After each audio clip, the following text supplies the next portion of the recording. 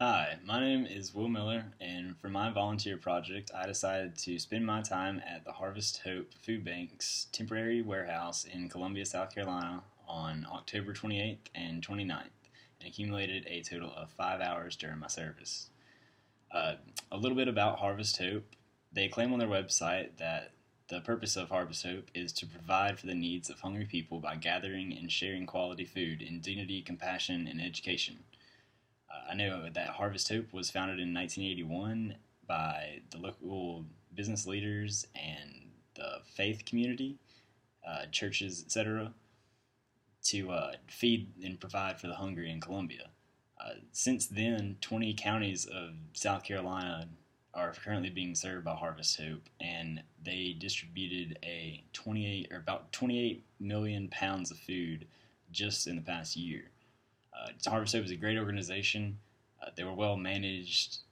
I loved spending my time there. If I had to volunteer anywhere else or volunteer anymore, I would definitely do it at Harvest Hope. I believe in their mission, and I overall think it was a great experience. But on my first day at Harvest Hope, I began by just breaking down boxes, cleaning up trash, organizing the dry foods from, we're not, I guess, dry foods, but more canned foods from packaged, freeze dried foods and granola bars, stuff like that. And basically, after that was over, spent a little bit of time taking out garbage and recycling and whatnot like that. Helping them organize, really. The Harvest Hope experiences a lot of volume on a regular basis. And I mean, 28 million pounds of food a year isn't a little bit. And during the time of the flooding, I mean, there was a lot of donations to be had there. So they had stuff laying everywhere. So I helped, just organize that a little bit. Well, I was told to, but I like to say it was helping them out. So I know that my time there was beneficial for them for that purpose, not having to trip over plastic and pallets and whatnot like that. So, and my second day, it started off much the same. A little bit of organizing, cleaning up, tearing down boxes, moving pallets. But then most of the time there, though, was spent on our little food assembly line, or our boxes that we sent out to the hungry. And what those things were exactly was we had basically a long table, and we put the boxes on rollers, just like cardboard boxes, about, I don't know, like that big. I guess you can't see that, but um, we basically had one person do one person the food. That person would then stick the food in the box, and then goes down the line, gets to me.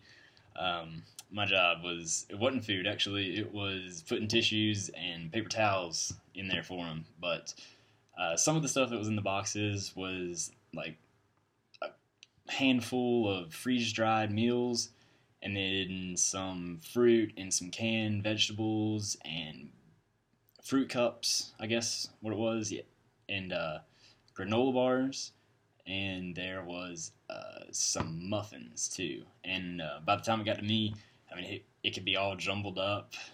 It was crazy. So I at least had the good idea to like go down and tell people be consistent where you put these things at, because it gets to me and I'm just trying to reorganize the whole thing, and it really puts a damper on the whole assembly line mode that we took. So I did that, and then we would pass them down. They would get wrapped up, taped, and then put on pallets, and then we move that and start again. And that was a process for a little while, but the people I worked with were fun. I was joking around with them the whole time and talking. So time flew by, honestly. So I definitely didn't have a bad time there. So um, overall, I think that this project has really made me see that the community needs help all the time. And I know that when we were volunteering, it was a lot of flood relief stuff, but there's a lot of good we can do in the community now. And especially, I mean, the community's not done healing from this. I know that, I guess the floods happened on a Sunday,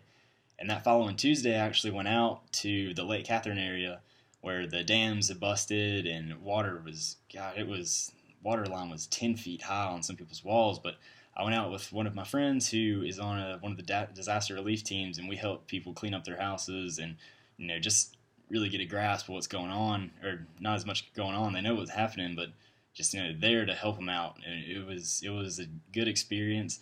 I felt terrible for those people. I mean, the damage was just crazy, and I mean there was fish in people's crawl spaces, and just millions and millions and millions of dollars worth of damage. People's cars were just completely flooded. You saw dirt and fish in people's cars, and it was just very upsetting. So it opened my eyes. I love that we got to go and perform community service for this project, because it was good to get out there, and instead of doing something that wouldn't have benefited the community really, we got to go out there and give a hand, a small part, but it's part of a bigger picture, and that's what matters. But like I said, during my time there, I really enjoyed it. I think that Harvest Hope is a great organization, and it's very well ran. And I love the fact that it started in Columbia, and we got to do it in Columbia. And the people there were great. Management was great. So if I had to do it again, I hope that I can get out there and continue to serve my community, and not just say that I will. I hope I follow through with it, and I think I will. I think there's a lot to be gained there for both parties, the community and myself. But that concludes my presentation, and thank you for listening.